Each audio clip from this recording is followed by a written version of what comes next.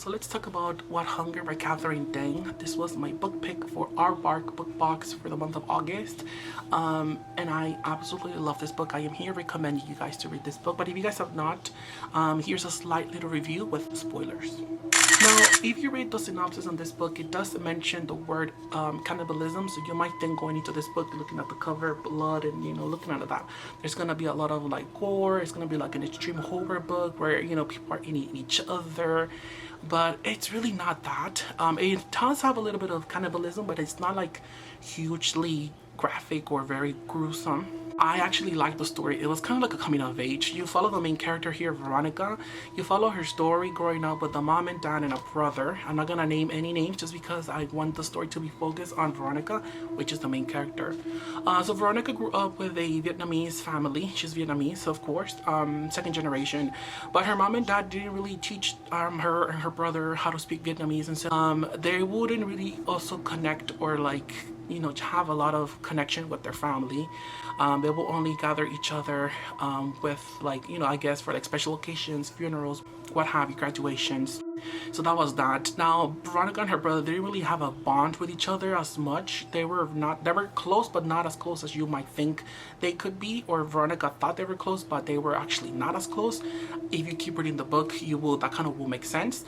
But definitely they did not have a good connection with their parents. They didn't really have a lot of like, they just didn't really bond a lot. They will only like eat around dinner, and like they will eat on their own rooms and have their own separate ways, Anyways, so one day though, something happens to Veronica's brother, and this is where I think the story takes such a crucial turn, and I absolutely love it. From the get-go though, you are introduced to the parent, the mom, the dad, and Veronica, the brother, and I think that the character development is very well made.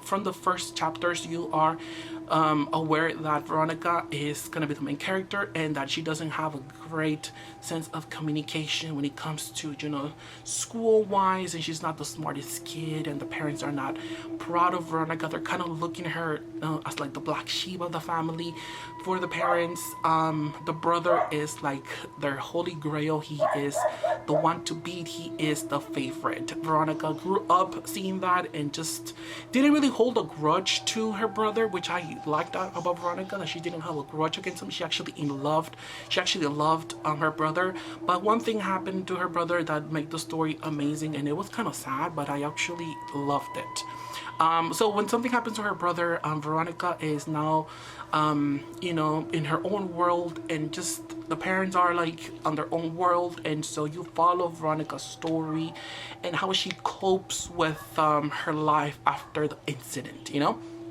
Let's just say it, her brother, it happens in the first, like, I guess 7 chapters. Once her brother dies, Veronica copes with the only person that would listen to her and like talk to her was the brother. So when he's no longer present in the world, she didn't really have a good bonding connection with her mom and dad, and she kind of is on her own world, and she copes this by eating raw meat. And I like that it's a Vietnamese story, so I guess it's a Vietnamese author, and she talks about pho and the rare meat in pho. So one day, Veronica, one of her aunts comes over to visit, and she's, oh my god, I'm sorry, for your brother's passing.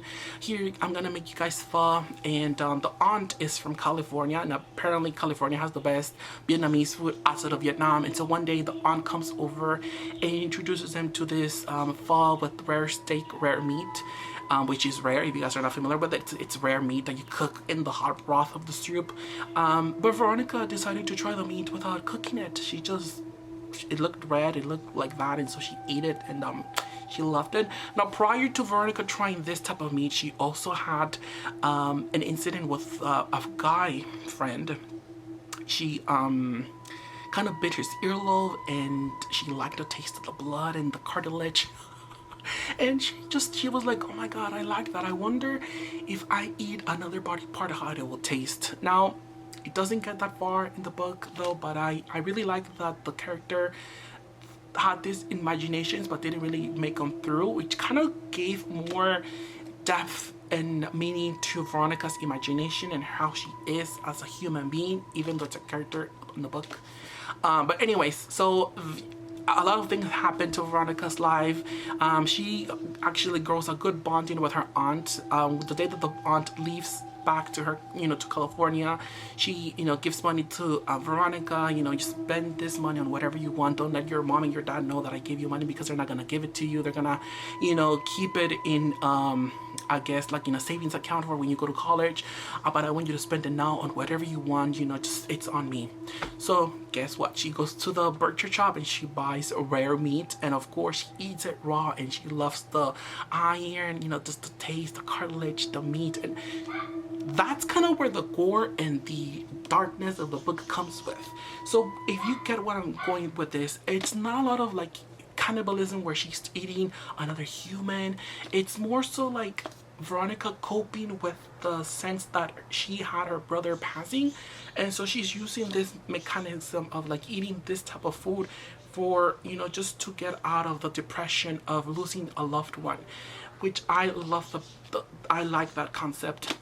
Catherine Dang did an amazing story, and I love that unique idea of how humans cope with grief in so many instances. And so there's a lot more to the story, though. There's a lot more characters, and I just absolutely loved it. It was very cozy, even though this may not be a cozy book.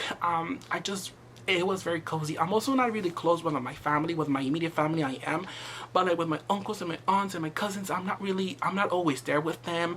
I, like the book says, I'm always there when like there's a funeral, and but like that I can relate, which is why I like the story and I like the book, and I think it was an amazing book read. If that sounds interesting to you, make sure to read this book. I definitely enjoyed it, and I thought it was very fun and entertaining.